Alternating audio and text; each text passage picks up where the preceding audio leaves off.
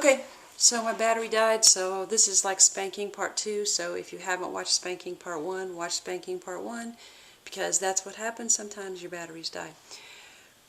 Okay, where were we? So most parents, research 75% or more, okay, end up spanking harder than they mean to or longer than they mean to when they spank their child.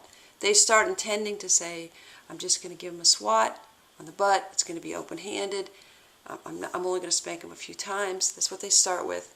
But just the angrier we get, and when we spank we get angry often because we justify why we have to spank.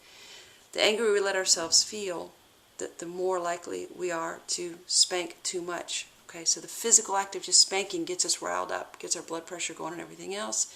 And most parents spank longer than they mean to or harder than they mean to.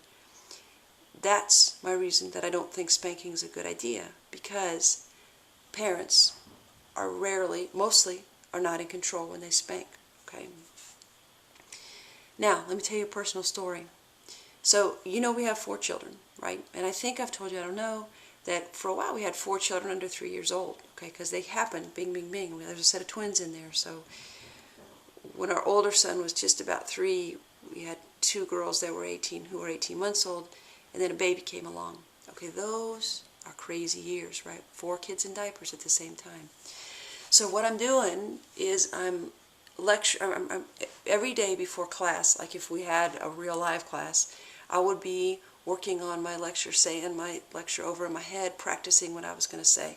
I would be getting it together to make sure I knew what I was talking about. That's how I prepare for class. So that day, we were talking about child abuse, and I was going over in my head what are the factors correlated with child abuse, okay? And I'm thinking about things like a history of abuse, not supportive relationships, a person who's isolated, a person who has no social supports, a person of lower social economic status, a person who has high levels of stress in their life and doesn't feel much control, all these factors associated with abuse. And I'm thinking of all these factors and talking through this. Now, I don't have those factors, okay? I used to be lower social economic status. I'm not now. I wasn't abused as a child. I have a ton of social support. I have a very supportive husband, a very supportive mom. So I don't have those factors that put me higher at risk, okay? But what's happening in my life right then? What's happening in my life right then is I'm trying to get my makeup on. You wouldn't think that I wear any because I never wear them in these flips, but I actually do wear makeup. So trying to get my makeup on. I'm trying to go over my notes. The baby's asleep. If the baby wakes up, all heck's going to break loose because the baby's going to want to eat, and I'm going to have to stop everything and feed the baby, right? The 2 little girls are arguing over a stuffed animal named Daisy that they both want to play with. The 3-year-old drops his favorite dime in the toilet, and which is the end of the world. He's devastated.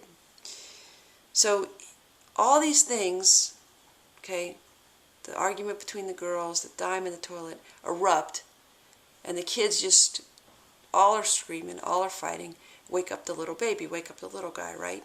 Now he's crying and he's screaming. Now we got 4 people screaming and crying, okay?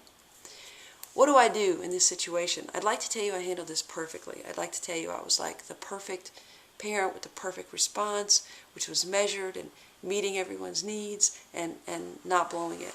That's not what happened, okay? I blew it, okay? I yelled, "Why are you guys doing this? Why are you doing this to me? What's going on?" Which makes no sense, right? It doesn't make any sense. Why would they do this? Well, because there's things going on in their life that they have needs, right? Why are they doing this to me? What a stupid question. They're not doing this to me. They're just doing this because they're kids, right? If I would have spanked in that moment, I would have spanked too hard. Now, I'd like to tell you that that's one isolated moment in my life, that other than then, for 12 years I've been a perfect parent to all of my children, and that was that one parenting moment where I blew it.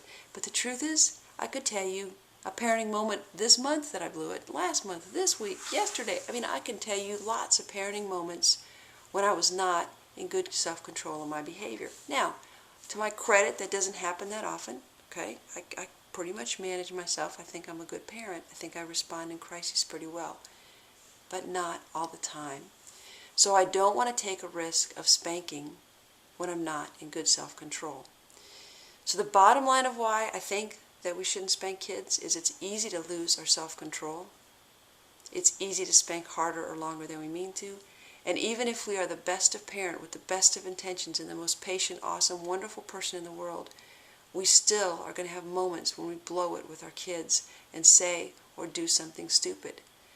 I don't want to be saying or doing something stupid when I have an extension cord in my hand or a switch in my hand or anything else. I don't want to be spanking my kids because I make mistakes. Okay, that's my view on it. I know that other people have different views. I know that most Americans feel like it's a good idea to spank. I know that most Americans feel like that spanking is a right. I know that most of you, from your posts, a lot of you feel the same way. It's your decision. You know, you've got to make your own call on this. I just wanted to express my views, and then you can think about how you feel on it. Okay, have a good day.